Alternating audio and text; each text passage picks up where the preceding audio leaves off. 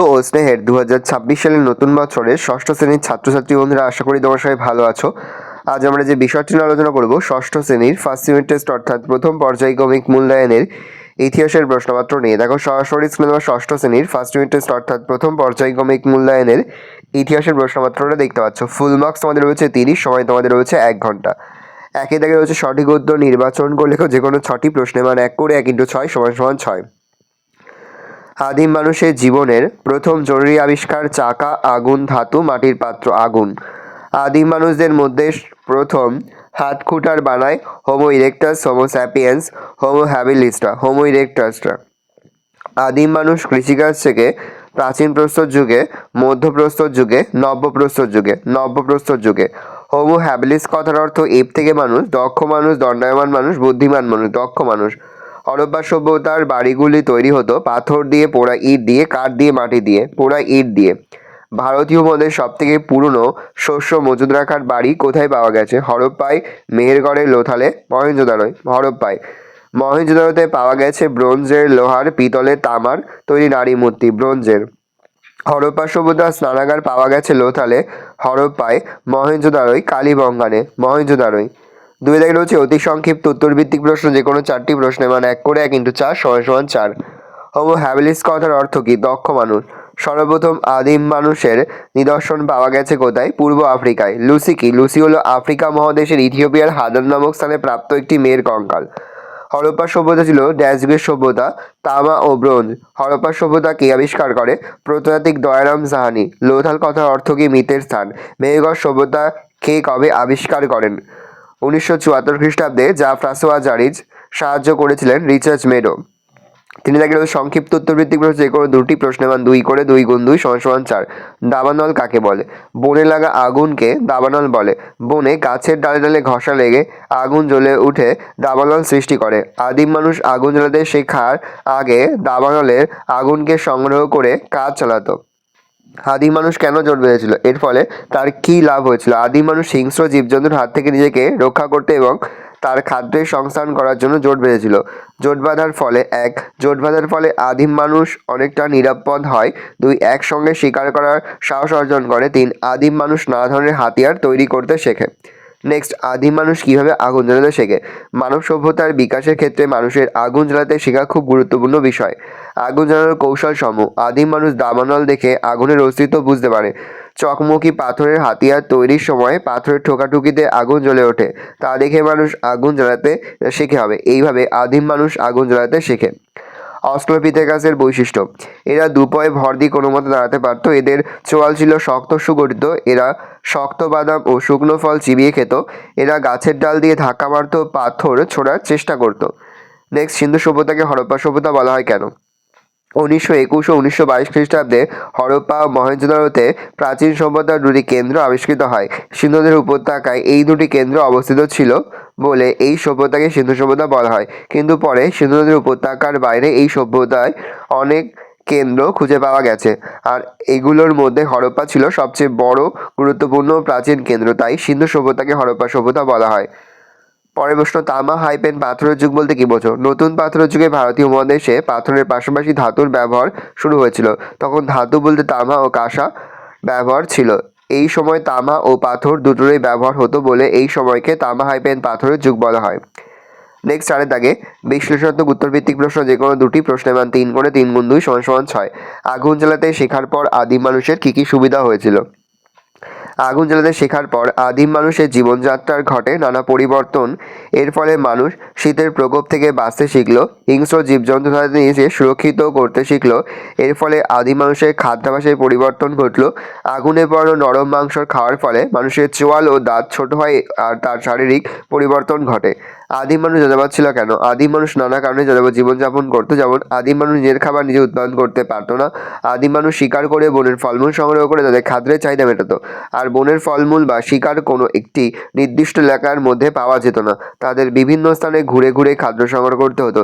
এই সব কারণে আদিম মানুষ যাযাবর ছিল। নেক্সট, মহেঞ্জোদারো স্নানাগার সম্পর্কে যা জানো লেখো বা টিকা লেখো। মহেঞ্জোদারো স্নানাগার। মহেঞ্জোদারো একটি সুগঠিত পাকা ইটের তৈরি স্নানাগার অর্থাৎ স্নান করার জায়গা আবিষ্কৃত হয়েছে। এটি ছিল লম্বায় 180 ফুট ও চওড়ায় 108 ফুট এবং সমগ্র এলাকাটি 8 ফুট উঁচু পাঁচিল দিয়ে ঘেরা ছিল। এর মাঝামাঝি অংশে একটি বড় জলাশয় দেখা যায়, যেটি ছিল 39 ফুট লম্বা, 23 ফুট চওড়া ও 8 ফুট গভীর। এই জলাশয়টিকে একদিকে যেমন বাইরের অপরিষ্কার জল ঢোকার ব্যবস্থা ছিল না, তেমনি অতিরিক্ত জল বের করে দেওয়ার ব্যবস্থা ছিল। এমনকি জলাশয়টিকে পরিষ্কার করার ব্যবস্থাও করা হয়েছিল। জলাশয়ে ঋতুভেদের ঠান্ডা ও গরম জলের ব্যবস্থা ছিল। অনেকে মনে করেন এটি ছিল অভিজাতদের জলকেহেলির স্থান। নেক্সট, হরপ্পা সভ্যতাকে প্রাগৈতিহাসিক যুগের সভ্যতা বলা হয় কেন? প্রায় ইতিহাস যুগ বলতে সেই সময়কে বোঝানো হয় যে সময়ে মানুষ লিখতে শিখেছে বা লিপির ব্যবহার শিখেছে। হরপ্পা সভ্যতাকে প্রাগৈতিহাসিক যুগের সভ্যতা বলা হয় কারণ হরপ্পা সভ্যতার মানুষ লিখতে জানত, তবে হরপ্পা সভ্যতার লিপি আজও পড়া সম্ভব হয়নি। তবে এই লিপিগুলির সঙ্গে ব্রাহ্মী ও খরশ্রী লিপির মিল আছে। ডান থেকে বামে এইগুলি লেখা হতো। হরপ্পা সভ্যতার শিলমোহর সম্পর্কে আলোচনা করো। হরপ্পা সভ্যতার বিভিন্ন প্রত্নক্ষেত্র থেকে অনেক শিলমোহর পাওয়া গেছে। শিলমোহরগুলি নরম পাথর ও কাদামাটি দিয়ে বানিয়ে আগুনে পুড়িয়ে তৈরি করা হতো। এগুলি লিপি ও প্রতীক চিহ্ন খোদাই করা হতো। শিলমোহরগুলিতে ষাঁড়, এক শিংওয়ালা একটি কাল্পনিক পশু, মানুষ, গাছ, জ্যামিতিক নকশা খোদাই করা থাকতো। বেশিরভাগ শিলমোহরে উল্টো নকশা খোদাই করা হতো। কাদামাটিতে ছাপ দিলে তা সোজা হতো। নেক্সট, ব্যাখ্যামূলক উত্তরভিত্তিক প্রশ্ন, যে কোনো দুটি, প্রশ্নের মান 5 করে 5 গুণ 2 = 10। উপমহাদেশে নতুন পাথরের যুগে মানুষের জীবনযাত্রার বৈশিষ্ট্যগুলি সংক্ষেপে লেখো। ভূমিকা: এই যুগে মানুষের জীবনযাত্রায় নানা পরিবর্তন ঘটে, যেমন 1. জীবিকা। দেখে নাও, নতুন পাথরের যুগে মানুষের প্রধান জীবিকা ছিল পশুপালন ও কৃষিকাজ। কুকুর, ভেড়া, ছাগল, গরু, গাধা প্রভৃতি ছিল এই সময় মানুষের প্রধান গৃহপালিত পশু। কৃষিকাজের সূচনার ফলে এই যুগের মানুষ কৃষিকাজকেই প্রধান জীবিকা হিসেবে গ্রহণ করেছিল। এই সময় বিভিন্ন কারিগরি কাজের সঙ্গেও মানুষ যুক্ত ছিল। হাতিয়ার: নতুন পাথরের যুগে মানুষ তাদের পাথরের হাতিয়ারগুলিকে অনেক হালকা, ধারালো, উন্নত করেছিল। তারা তামার ব্যবহার শুরু করে। এই যুগে হাতিয়ার এবং যন্ত্রপাতি ছিল কাঠারি, নিড়ানি, ছেনি, বর্ষা, বড়শি প্রভৃতি। বাসস্থান: এই যুগের মানুষ কৃষিকাজ শুরু করার পর স্থায়ীভাবে বসবাস শুরু করে।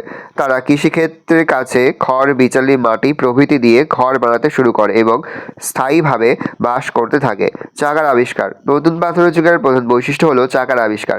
চাকার আবিষ্কারের ফলে মাটির পাত্র এবং যানবাহন প্রভৃতি তৈরি হয়। নিদর্শন: এই যুগে মানুষের বসতির নিদর্শন পাওয়া গেছে মেহেরগড়, বুরজাহ, তাককালা, কোটা, ব্রহ্মগিরি, মাঝকি প্রভৃতি স্থানে। পুরনো পাথরের যুগে মানুষের জীবনযাত্রা কেমন ছিল? ভারতীয় উপমহাদেশে বিভিন্ন প্রত্নক্ষেত্র পাওয়া পুরনো পাথরের যুগের অস্ত্র ও জিনিসপত্র থেকে সে যুগের মানুষের জীবনযাত্রার একটা চিত্র পাওয়া যায়। এক, দলবদ্ধভাবে খাদ্য সংগ্রহ। পুরনো পাথরের যুগে মানুষ দল বেঁধে পশু শিকার ও ফলমূল সংগ্রহ করত এবং মিলেমিশে খাবার ভাগ করে খেত। প্রচণ্ড ঠান্ডার হাত থেকে বাঁচতে এই যুগের মানুষ পশুর চামড়া, গাছের ছাল ও লতা পাতা পোশাক রূপে ব্যবহার করত। এই 3, খাদ্য। এই যুগে মানুষ শিকার করে পশুর মাংস ও বনের ফলমূল সংগ্রহ করে খেত। 4, হাতিয়ার। ভারী এবং এবড়ো-খেবড়ো পাথরের হাতিয়ার এই যুগের মানুষ ব্যবহার করত। নেক্সট, হরপ্পা সভ্যতার নগর পরিকল্পনার বিবরণ দাও। Very very important. হরপ্পা সভ্যতার নগর পরিকল্পনা ছিল উন্নত ও সুপরিকল্পিত। এই পরিকল্পনা যে কোনো আধুনিক সভ্যতাকে হার মানায়। হরপ্পা সভ্যতার নগর পরিকল্পনা। এক, নগর বিন্যাস। হরপ্পা সভ্যতার নগর অঞ্চলগুলি দুটি ভাগে বিভক্ত ছিল: উত্তর পশ্চিমে দুর্গ অঞ্চল এবং পূর্বে নিচু অঞ্চল। এই সভ্যতায় দুর্গ অঞ্চল প্রাচীর দিয়ে ঘেরা থাকত। দুর্গ অঞ্চলে নগরের শাসক বা অভিজাতরা থাকতেন। নগরের নিচু এলাকায় সাধারণ মানুষ বসবাস করত। 2, ঘরবাড়ি। হরপ্পা সভ্যতায় পোড়া ইটের একতলা, দোতলা, তিনতলা বাড়ি পাওয়া গেছে। প্রতিটি বাড়িতে কুয়ো, রান্নাঘর, জল নিকাশি নালা, শৌচাগার ছিল। বাড়িগুলিতে বাইরের দিকে কোনো জানলা ছিল না। পয়ঃপ্রাণী। হরপ্পা সভ্যতায় উন্নত পয়ঃপ্রাণী ছিল। বাড়ি থেকে ছোট নালার মাধ্যমে নোংরা জল বড় রাস্তায় ঢাকা নর্দমায় পড়তো। বড় রাস্তার নর্দমা থেকে নোংরা জল শহরের বাইরে বেরিয়ে যেত। প্রতিটি বাড়িতে সেপটিক ট্যাঙ্ক ছিল। রাস্তার মোড়ে মোড়ে ছিল ডাস্টবিন ও কুয়ো। রাস্তাঘাট। হরপ্পা সভ্যতার রাস্তাঘাটগুলি ছিল সোজা ও প্রশস্ত। রাস্তাগুলি 9 ফুট থেকে 34 ফুট পর্যন্ত প্রশস্ত ছিল। রাস্তাগুলিকে আলোকিত করার ব্যবস্থা ছিল। রাস্তাগুলি পোড়া ইট দিয়ে তৈরি হতো। গ্রিড পদ্ধতি। হরপ্পা সভ্যতার প্রতিটি নগর গ্রিড পদ্ধতিতে গড়ে ওঠে। দক্ষিণ পূর্ব, পূর্ব পশ্চিমে বিস্তৃত কক্ষগুলি পরস্পরকে সমকোণে খণ্ডিত করে এক একটি ব্লক সৃষ্টি করে। এর মাঝে বাড়িঘর নির্মিত হয়। নেক্সট, হরপ্পা সভ্যতায় পয় নিকাশি ব্যবস্থা কেমন ছিল তা নিজের ভাষায় আলোচনা করো। হরপ্পা সভ্যতায় ছিল উন্নত সুপরিকল্পিত নগর পরিকল্পনা, উন্নত পয় জল নিকাশি ব্যবস্থা তারই প্রমাণ। পয় হরপ্পা সভ্যতার প্রতিটি বাড়িতে কুয়ো, শৌচাগার, স্নানাগার, সেপটিক ট্যাঙ্ক ও নর্দমা ছিল। বৃষ্টির জল ছাদ থেকে পোড়া মাটির নল দিয়ে বাড়ির নর্দমায় পড়তো। প্রতিটি বাড়ি থেকে ছোট নর্দমার মাধ্যমে নোংরা জল রাস্তার বড় নর্দমাতে গিয়ে পড়তো। নর্দমাগুলিতে পাকা ও ঢাকা দেওয়া ম্যানহোল ছিল। নর্দমাগুলি নিয়মিত পরিষ্কার করা হতো। রাস্তার মোড়ে মোড়ে ডাস্টবিন রাখা থাকতো। নিকাশি ব্যবস্থা, রাস্তার পাশে বড় নর্দমা ছিল। উপরোক্ত ব্যবস্থাগুলি আধুনিক নগর পরিকল্পনাকেও স্নান করে দেয়। ভালো করে দেখে নাও, এই রোজ টোটাল তোমাদের ফার্স্ট ইউনিট টেস্ট অর্থাৎ প্রথম পর্যায়ক্রমিক মূল্যায়নের ক্লাস 6-এর ইতিহাসের প্রশ্নপত্র। ভালো করে প্রশ্নপত্রটা দেখে নাও। আশা করি ভিডিওটা ভালো লেগেছে। ভিডিওটা ভালো লাগলে ভিডিওকে লাইক করতে ভুলবে না। আজকে নতুন হওয়া তাহলে যে সাবস্ক্রাইব প্রেস করে পাশে বেল আইকন প্রেস করে নতুন করে ভিডিও আপলোড করি সবার ফার্স্ট নোটিফিকেশন তোমরা পেয়ে যাও। আর এই ভিডিওটি তোমার বন্ধু বান্ধবী আত্মীয় সবার মধ্যে কিন্তু অনেক অনেক শেয়ার করে দিতে পারছো। ষষ্ঠ শ্রেণীতে পড়ছে, আমরা কিন্তু ইতিমধ্যে ষষ্ঠ শ্রেণীর প্রতি বিষয়ের সিলেবাস, প্রশ্ন এবং নমুনা প্রশ্নপত্র কিন্তু আপলোড করে দিয়েছি। তোমাদের এখনো পর্যন্ত সেই ভিডিওগুলো না দেখে থাকো, ভিডিওগুলো কিন্তু তাড়াতাড়ি দেখো। তোমাদের সকলকে জানাই আগাম পরীক্ষার অনেক অনেক শুভেচ্ছা এবং অভিনন্দন। আশা করি সকলের পরীক্ষায় খুব ভালো হবে।